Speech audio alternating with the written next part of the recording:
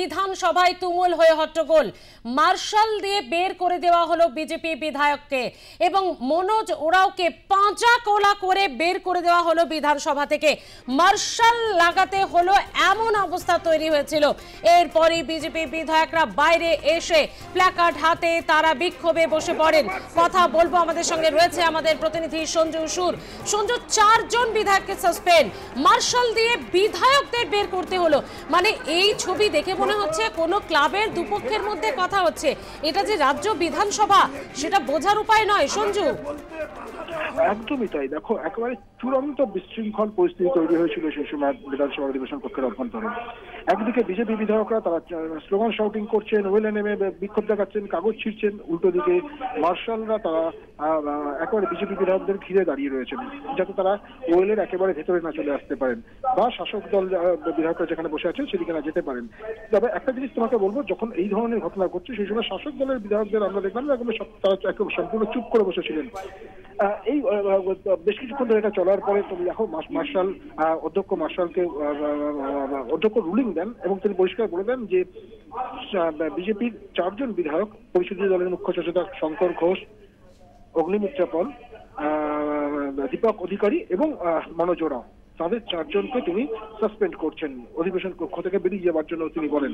কিন্তু তারা বেরিয়ে না গিয়ে অধিবেশন কক্ষের অভ্যন্তরেই স্লোগান শাউটিং করতে থাকেন, কাগজ ছিঁড়তে থাকেন। সেই সময় অধ্যক্ষ বিমান বন্দ্যোপাধ্যায় তিনি মার্শালকে নির্দেশ দেন যে যাদেরকে সাসপেন্ড করা যায় তাদেরকে অধিবেশন কক্ষ থেকে বের করে দিন। এই সময় যখন মার্শাল, ডেপুটি মার্শাল এবং তার দলের অন্যান্যরা যখন এই 4 বিধায়ককে বের করে দিতে যান সেই সময় ধস্তাধস্তি মারামারির পর্যায়ে চলে যায় বিষয়টি।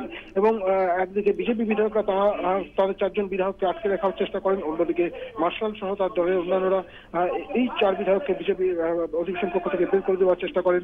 আমরা দেখতে পাই বিজেপি বিধায়ক দীপক অধিকারী তিনি আরেকটি দরজা থেকে বেরিয়ে যান, কিন্তু বাকি 3 জন বিজেপি বিধায়ক ছিলেন যাদেরকে সাসপেন্ড করা হয়েছিল তারা কিন্তু অধিবেশন কক্ষের অভ্যন্তরে ছিলেন। এই সময় মার্শালরা যেটা করেন সেটা হচ্ছে যে মনোজ ওরাও এবং শঙ্কর ঘোষ তাদের বিরুদ্ধে বড় প্রয়োগ করে তাদেরকে অধিবেশন কক্ষ থেকে বের করে দেওয়ার চেষ্টা করেন। সেই সময় বিজেপি বিধায়কদের সঙ্গে একেবারে হাতাহাতি মারামারির পর্যায়ে চলে যায়। যদিও পরবর্তীকালে আমরা এখান থেকে যেটা যে প্রেস গ্যালারি যেটা আছে প্রেস গ্যালারি থেকে যেটা দেখতে পাই যে এক প্রকার চ্যাংদোলা করে বা পাঁজাকোলা করে মনোজ ওরাও এবং শঙ্কর ঘোষকে অধিবেশন কক্ষ থেকে বের করে দেওয়া হয়। শঙ্কর ঘোষ পরবর্তীকালে তিনি অভিযোগ করেন যে তাকে মাটিতে ফেলে মারা হয়েছে। এই ঘটনা চলার বেশ কিছুক্ষণ পরে 4 জন বিধায়ক বেরিয়ে যান, কিন্তু বিজেপির বাকি বিধায়করা তারা ভেতরে স্লোগান শাউটিং চালাতে থাকেন। তারপরে তারা এই স্লোগান শাউটিং কিছুক্ষণ চালাবার পরে তারাও ফার্স্ট হাফে একবার ওয়াকআউট করে বেরিয়ে যান। কিছুক্ষণ পরে বিরোধী দলনেতা শুভেন্দু অধিকারী তিনি বিধানসভায় আসেন। বিধানসভায় আসার পরে 4 জন বিধায়ক বাদ দিয়ে বাকিরা আবার অধিবেশন কক্ষে আসেন। মাঝখানে বেশ কিছুটা সময় তারা গাড়ি বারান্দাতে তারা কিন্তু এই মুহূর্তে অধ্যক্ষ বিমান বন্দ্যোপাধ্যায় তোমাকে জানিয়ে রাখি। বেশ, তুমি নজর রাখো সঞ্জু, আমরা পরবর্তী সময়ে আবারও আপডেট নেব তোমার কাছে। বিধানসভায় নজিরবিহীন ঘটনা, মার্শাল দিয়ে বের করতে হলো বিধায়কদের, এমনই পরিস্থিতি তৈরি করা হয়েছিল। আমরা চলে যাব, সরাসরি রয়েছে আমাদের আরেক প্রতিনিধি ষষ্ঠী চট্টোপাধ্যায়। ষষ্ঠী, এই বিধানসভা দেখে তো মনে হচ্ছে যেন পাড়ার ক্লাব, যেন দুপক্ষের মধ্যে ঝামেলা হচ্ছে। এমন কোন পরিস্থিতি তৈরি হলো যেখানে মার্শাল লাগাতে হলো, মার্শাল দিয়ে বিধায়কদের বের করতে হলো? এমন কোন পরিস্থিতি কেন তৈরি হলো?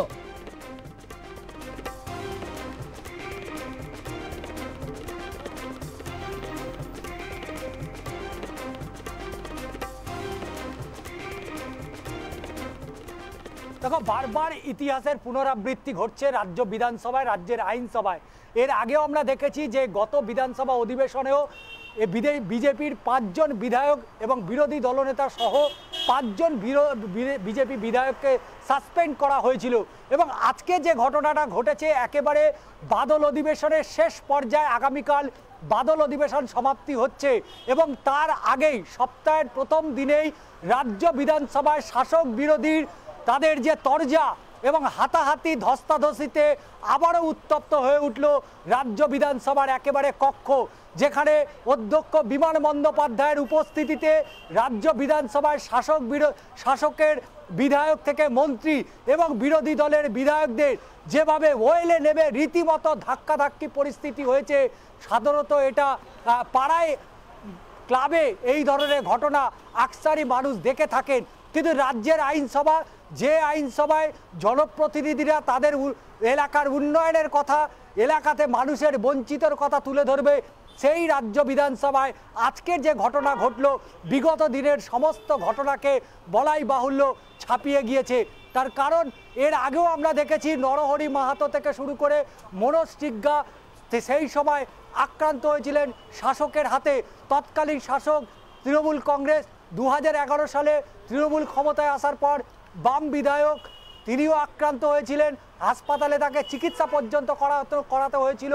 এবং আবারও সেই বিধানসভার পুনরাবৃত্তি, এবং যেখানে বিধায়ক থেকে বিধায়ক, মন্ত্রী থেকে বিধায়ক রীতিমতো ধস্তাধস্তি, এবং রাজ্য বিধানসভার অধ্যক্ষ, বিধানসভার যে চিরাচরিত যে আইন বা যে নিয়ম রয়েছে সেখানে অধ্যক্ষ যদি তার নিজের চেয়ার থেকে উঠে দাঁড়ান সেক্ষেত্রে অন্যান্য যারা বিধায়ক রয়েছেন তাদেরকে বসে যেতে হয়। এক্ষেত্রে আমরা ছবিটা একটু অন্যরকম দেখেছি, যে বিরোধী দলের যারা সদস্যরা ছিলেন সেই সময় তারা আসনে বসেননি, এবং যে কারণে যে বিধানসভার যে নিরাপত্তা সেই নিরাপত্তার খাতিরে অধ্যক্ষ বিমান বন্দ্যোপাধ্যায় মার্শালের সহযোগিতা নেন, এবং নিরাপত্তার খাতিরে যে 4 জন বিধায়ক শঙ্কর ঘোষ থেকে শুরু করে অগ্নিমিত্রা পল থেকে শুরু করে আরও যে 2 জন বিধায়ক ছিলেন অর্থাৎ সুদীপ মুখার্জি থেকে শুরু করে মিহির গোস্বামী, এই 4 জন বিধায়ককে সাসপেন্ড করার পরেও তারা যেহেতু বিধানসভার কক্ষ ত্যাগ করেনি তাই মার্শাল দিয়ে তাদেরকে বিধানসভা থেকে বাইরে বার করে দেওয়ার চেষ্টা করা হয়েছে। সেই সময় শঙ্কর ঘোষকে যেভাবে চ্যাংদোলা করে বাইরে নিয়ে যাওয়া হচ্ছিল, অবশ্যই এটা রাজ্য বিধানসভার আরও একবার নজিরবিহীন ঘটনা ঘটলো। এবং এই ঘটনা আমরা এর আগেও দেখেছি যে বিধানসভায় একের পর এক ঘটনা ঘটেছে, যে ঘটনার পরিপ্রেক্ষিতে আমরা দেখেছি যে বিধানসভায় যে ছবিগুলো উঠে আসছে, রাজ্যের আইন শৃঙ্খলা নিয়ে একাধিক প্রশ্ন বিরোধীদের, এবং শুধু তাই নয় তাদের যে বক্তব্য সেই বক্তব্য লিপিবদ্ধ করা হচ্ছে না, তারই প্রতিবাদে আজকে যে কার্যনির্বাহী যে কাগজ দেওয়া হয় বিধানসভায় সেই কাগজ ছিঁড়ে উড়িয়ে যেভাবে বিক্ষোভ দেখিয়েছে, এবং তারপরে শাসক বিরোধী যেভাবে ধস্তাধস্তি, অবশ্যই সাম্প্রতিককালে বিধানসভায় আরো একটা নজির গড়ল। একেবারে ষষ্ঠী, তুমি আমাদের সঙ্গে থাকো। বিধায়ক শঙ্কর ঘোষ তিনি সেই মুহূর্তে ঠিক কি বলছেন, কিভাবে প্রতিবাদ করছেন এবং তাদের সঙ্গে কি কি হয়েছে বলে অভিযোগ তাদের, শোনাবো আপনাদের। ভেতরে মারছে, ফেলে দিয়েছে আমাকে।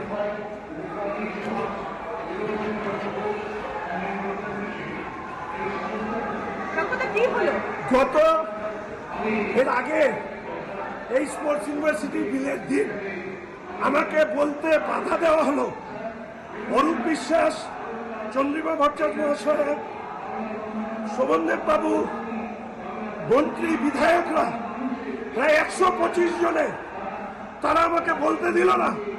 সেই সময় ওয়েলে নেমে তারা চিৎকার করে প্রায় আমি 25 মিনিট ধরে দাঁড়িয়েছিলাম, বলার জন্য বলতে দিল না। আজকে যখন এই বিষয় নিয়ে কথা বলতে চেয়েছিলাম, কেন আমাকে বলতে দেওয়া হয়নি? তখন স্পিকার সাহেব আমাদের বিধানসভার নিয়ম বোঝাচ্ছেন। বিধানসভার নিয়ম অনুযায়ী মন্ত্রীরা ওয়েলে নেমে শাসক দলের বিধায়কদেরকে উত্তেজিত করে, যেদিন বিরোধী দলের বিধায়ক হিসাবে, চিফ হুইপ হিসাবে আমার বলা বন্ধ করেছিল, তাহলে সেটা কোন আইন ছিল? আমরা প্রতিবাদ জানিয়েছি, মার্শাল ডেকে নিয়ে এসে আমাকে নিচে ফেলে দেওয়া হয়েছে। বিধানসভার মিহির গোস্বামী, কাঞ্চনদা থেকে শুরু করে অগ্নিমিত্রা দিকে শুরু করে সবাইকে মার্শাল দিয়ে এক প্রকারের অত্যাচার চালানো হচ্ছে বিধানসভার ভেতরে। এর আগে গৌরাঙ্গ বাবু, দেবলীনা হেমব্রম, আব্দুল মান্নান, মনোজ টিগ্গা, নরহরি মাহাতোকে মেরে হসপিটালে পাঠিয়েছিল। আজকে একইভাবে ওরা আমাদেরকে মেরে হসপিটালে পাঠাতে চায়। আর আমরাও ঠিক করেছি, বাংলার এই অপশাসন মমতার থেকে যদি মুক্তি না দিতে পারি তাহলে আমরাও বিজেপি করি না। কতবার মরবে, কত দিন মরবে, আমাদের রক্ত শেষ হয়ে যাবে, কিন্তু ওদেরকে আমরা ছাড়বো না। এবং যেভাবে আজকে মার্শাল দিয়ে আমাদের উপরে অত্যাচার চালানো হলো, দেখুন চশমা পর্যন্ত এইভাবে ঘুরিয়ে দিয়েছে, ফ্লোরের মধ্যে ফেলেছে, মেয়েরা এই বয়স ওনার স্পাইনাল কর্ডে প্রবলেম, পেছন থেকে কলার ধরে টানছে। এই হচ্ছে মার্শালদের ভূমিকা। আপনারা শুনলেন শঙ্কর ঘোষের বক্তব্য, তাদের অভিযোগ। আবারও সরাসরি যাব ষষ্ঠীর কাছে। ষষ্ঠী,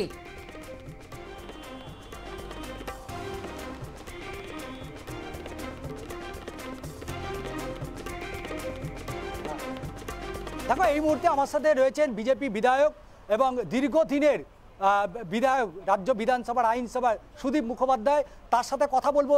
এই যে দাদা আজকে যে রাজ্য বিধানসভায় যে ছবিটা দেখলেন, কিভাবে ব্যাখ্যা দেবেন? দেখুন, আপনারা তো সকলেই দেখেছেন, আপনারা তো আপনাদের চ্যানেলেও দেখাচ্ছেন যে কিভাবে আমাদের উপরে বিধানসভায় অত্যাচার করে, আমাদের বিধায়কদেরকে মারা হয়, আমাদের বিধায়কদের উপর শারীরিক নির্যাতন করা হয়, আমাদের বিধায়কের চশমা ভেঙেছে, ঘড়ি ভেঙে দিয়েছে, মহিলা বিধায়কদেরকে মহিলা মার্শাল দিয়ে মারা হয়েছে, পুরুষ বিধায়কদেরকে মহিলা দিয়ে ঘিরে রাখা হয়েছে। বিরোধী নেতা বলতে গেছিলেন, স্পিকারের কাছে অভিযোগ করতে গেলেন, তাকে মহিলা মার্শাল দিয়ে ঘিরে রাখা হয়েছিল। এই কী প্র্যাকটিস? এরকম শাসক সারা ভারতবর্ষে কোথাও নেই, এরকম শাসক কোথাও নেই। আমাদের বিধায়করা বিধানসভায় বলতে গেলে শাসক পক্ষ বাধা দিচ্ছে, বিরোধী পক্ষ রোল করছে। তৃণমূল কি বুঝে গেছে যে 26-এ বিরোধী দলে আসতে হবে? এখন থেকে কি প্র্যাকটিস করছে বিরোধী দল হিসাবে কী রোল প্লে করবে? আমরা এটাই কথা, যেভাবে রাজ্যের বিধানসভায় বিরোধীদের করা উচিত সেটা শাসক পক্ষ করছে, এবং সেটাও ঠিক আছে, কিন্তু বাধা দিতে পারে, কথা বলতে গেলে চেঁচামেচি হতে পারে। কিন্তু শারীরিক নিগ্রহ করা, ওই তৃণমূলের কিছু গুন্ডাকে মার্শাল তৈরি করে রেখেছে, বারুইপুরের কিছু গুন্ডা, কলকাতার কিছু গুন্ডা, যারা এখানে বিধানসভায় মার্শালের কাজ করে, বিধানসভায় কর্মচারী, সন্ধ্যেবেলায় গিয়ে পাড়ায় বসে তৃণমূলের পার্টি অফিসে বসে তৃণমূলের ক্যাডারের কাজ করে। আজকে যে ঘটনাটা ঘটলো পাড়ার রকে বা পাড়ায় এই ধরনের ঘটনা আমরা আকসারই দেখতে হয়েছে, এর আগেও হয়েছে।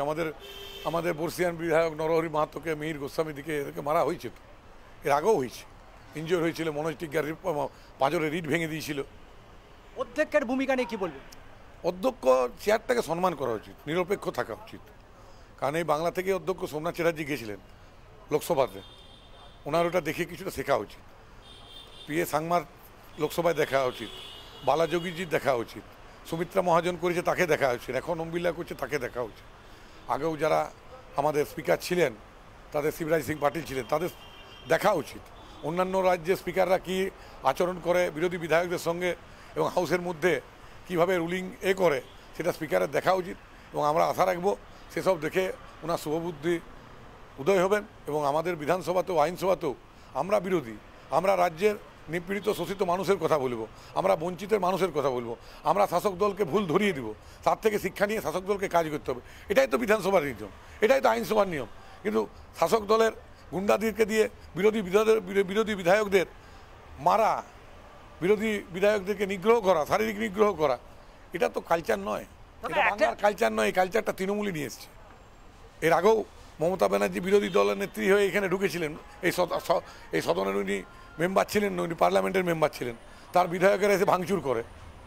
তখন তো সিপিএম কিন্তু তাদের উপর শারীরিক অত্যাচার করেনি, দেখেছি। কিন্তু এই সরকার যত দিন যাচ্ছে নিজেদের মানে ভোটে হারবে জেনে নিজেদের পেশেন্স হারিয়ে আজকে এই জিনিস করছে। আপনাদের ঘরের সামনে আজকে হাওয়াই চটি রাখা হয়েছে, যার যেমন শিক্ষা তাই সেইভাবে করেছে।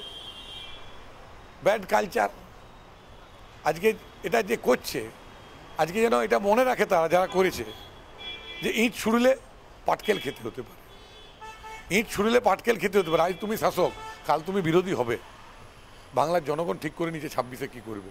বারবার আপনারা যখন বারবার বিভিন্ন সেশনে দেখছি যে বিজেপি বিধায়কদেরকেই মূলত সাসপেন্ড করা হচ্ছে, বিভিন্ন ঘটনা ঘটছে, আজকেরও ঘটনা। আমাদের সেদিনকে শঙ্কর ঘোষ বলছিল, সেদিনকে সবাই মিলে বাধা দিয়েছে, মারতে আসছিল তাকে, কিন্তু স্পিকার কোনো পদক্ষেপ নেয়নি। তখন কোনো মহিলা মার্শালও ছিল না, আর পুরুষ মার্শালও ছিল না। শঙ্কর ঘোষকে সেদিন মারতে আসছিল সবাই মিলে। সেই কি বলবেন, আর একটা মানে অগণতান্ত্রিক উপায়ে আমাদের বিধানসভা চলছে। বিধানসভায় মহিলা কর্মীর সংখ্যা বাড়ছে। দেখুন, মহিলা দিয়ে পুরুষ মানুষদেরকে হেনস্থা করা হচ্ছে, আমাদের মাঝে মহিলা ঢুকিয়ে দেওয়া হলো এক পাল। এটা কী জিনিস, এটা কী কালচার, এটা কী কালচার? বিধানসভার স্পিকারের কাছে আপনারা নিজেরা দেখেছেন, স্পিকারের কাছে ওই ভাঙা চশমা ভাঙা ঘড়ি নিয়ে অভিযোগ জানাতে গেছেন বিরোধী নেতা, তাকে মহিলা মার্শাল দিয়ে ঘিরে রেখে দেওয়া হলো। এটা কী কালচার? এই জিনিস চলতে পারে না বাংলায়। বাংলার মানুষ দেখছে, বাংলার মানুষ নিশ্চয়ই সময়ের জবাব দেবে। আমরা বাংলার মানুষের কথাই বলি, আমরা বাংলার মানুষের সরকারি কর্মচারী দিয়ে পাই না তার কথা বলি, আমরা ঘাটালের বন্যা পরিস্থিতির কথা বলছি, আমরা 26,000 শিক্ষক গেছে তাদের বলছি, 32,000 শিক্ষকের চাকরি যাওয়ার অবস্থায় তাদের কথা বলছি। আমরা তো মানুষের কথা বলছি, আমরা ওবিসি নিয়ে বলছি, আমরা কাদের কথা বলছি? এই বাংলার জনগণের কথা বলছি। আমরা যদি না বলি বিরোধী পক্ষ আমাদেরকে সেই জন্যই পাঠিয়েছে বাংলার মানুষ, আমরা তাদের কথা বলছি। শাসকের গায়ে লাগছে, শাসক বাধা দিচ্ছে, শাসক শারীরিক নির্যাতন করছে, অত্যাচার করছে, আর স্পিকারের নেতৃত্বে গুন্ডা দিয়ে আমাদেরকে মার খাওয়ানো হচ্ছে। আমরা কথা বলছিলাম সুদীপ মুখোপাধ্যায়ের সাথে, বিজেপি বিধায়ক, এবং যে ঘটনা আমরা দেখেছি যে রাজ্য বিধানসভায় বারবার একই ঘটনা ঘটছে। রাজ্যে বাজেট অধিবেশন হোক বা বাদল অধিবেশন, শীতকালীন অধিবেশন, বিভিন্ন অধিবেশনগুলোতে আমরা যে ছবিটা দেখতে পাই এবং আজকে যে ছবিটা দেখলাম, অবশ্যই সাম্প্রতিক সময়ের বিধানসভায় এটা নজিরবিহীন ঘটনা। এবং যেখানে মার্শাল দিয়ে যেভাবে বিজেপি বিধায়কদের চ্যাংদোলা করে বাইরে বার করে দেওয়া হচ্ছে অবশ্যই। এবং তার পাশাপাশি আরও একটা বিষয় স্মৃতি তোমায় জানিয়ে রাখি, যে রাজ্য বিধানসভায় বিজেপির যে বিরোধী দলনেতা শুভেন্দু অধিকারী, এর আগে পার্থ চট্টোপাধ্যায় ছিলেন, তার আগে একাধিক বিরোধী দলনেতা ছিলেন, কিন্তু বিরোধী দলনেতার একেবারে ঘরে দোরগোড়ায় যেভাবে হাওয়াই চটি রেখে দেওয়া হয়েছে, মহিলাদের হাওয়াই চটি, সেটা নিয়েও আজকে ক্ষোভ প্রকাশ করেছেন বিরোধী দলনেতা শুভেন্দু অধিকারী। অবশ্যই এই ঘটনায় আরও একবার নজিরবিহীন ঘটনা রাজ্যের আইনসভাতে। একেবারেই ধন্যবাদ ষষ্ঠী। নজর রাখো পরিস্থিতিকে, আমরা আবারও পরবর্তী সময়ে কথা বলবো। বিধানসভায় শুভেন্দুর ঘরের সামনে মহিলাদের হাওয়াই চটি, সরব বিরোধী দলনেতা শুভেন্দু অধিকারী। এটাকে শুভেন্দু অধিকারীকে কোনো কিছু বোঝানোর চেষ্টা, প্রতীক হিসেবে সভ্যতা ভদ্রতার সীমা পেরিয়ে গেছে এরা, এদের শিক্ষা নিম্ন রুচির। তৃণমূলের লোকেরাই এই কাজ করেছে, বিক্ষোভ দেখিয়ে নিজের উষ্মা প্রকাশ করে বলেছেন শুভেন্দু অধিকারী। তার ঘরের সামনে হাওয়াই চটি কেন, এবং সেটা বোঝানোর চেষ্টা করেছে একমাত্র তৃণমূল। এবং আপনারা দেখতে পাচ্ছেন মহিলাদের হাওয়াই চটি শুভেন্দু অধিকারীর বিধানসভার একেবারে ঘরের সামনেই। তাকে কি বোঝানোর চেষ্টা, যা তীব্র ভাষায় নিন্দা করেছেন শুভেন্দু অধিকারী। এই সিকিউরিটি গুলো করেছে বারুইপুরের লোক, তৃণমূলের এজেন্ট, এগুলো গুছিয়ে রাখা হয়েছে। সভ্যতা ভব্যতা শিষ্টাচার সব জিনিসের সীমা ক্রস করেছে। 30টা লোক নিয়ে এখানে পার্থ চ্যাটার্জি বসে থাকতো, সেখানে কখনো 235টা এমএলএ রাখা বামের লোকেরা এই জিনিস করে। প্রথমে আমি যখন ভাঙা জিনিসপত্রগুলো দিই তখন স্পিকার ঘোষণা করলেন যে মাইক ভেঙেছে যারা বিজেপির এমএলএ তাদের বিরুদ্ধে আমি ব্যবস্থা নেব। তারপরে আমি যখন দাঁড়িয়ে ধর্ণা শুরু করলাম যে আপনি এক পক্ষের কথা শুনেছেন, আমাদের এমএলএরাও মার খেয়েছে, তখন তিনি একজন মন্ত্রী এসে বললেন, ফিরাদ হাকিম, যে সিকিউরিটির লোকরাও মার খেয়েছে, আমাদের এমএলএরা নাকি সিকিউরিটির লোকদের মেরেছে। সেই জন্য প্রমাণ দেওয়ার জন্য আমি যেহেতু টেবিলে প্রমাণ দিয়ে এসেছি, সুব্রত মৈত্রর ঘড়ি, শান্তনু প্রামাণিক, শঙ্কর ঘোষের ভাঙা চশমা, সেহেতু পাল্টা ডকুমেন্ট তৈরির কাজ চলছে। আমরা জানি এরা কিছু করবে না, আমরা আমাদের প্রোটেস্ট রেকর্ড করিয়ে রাখলাম ভবিষ্যতের জন্য।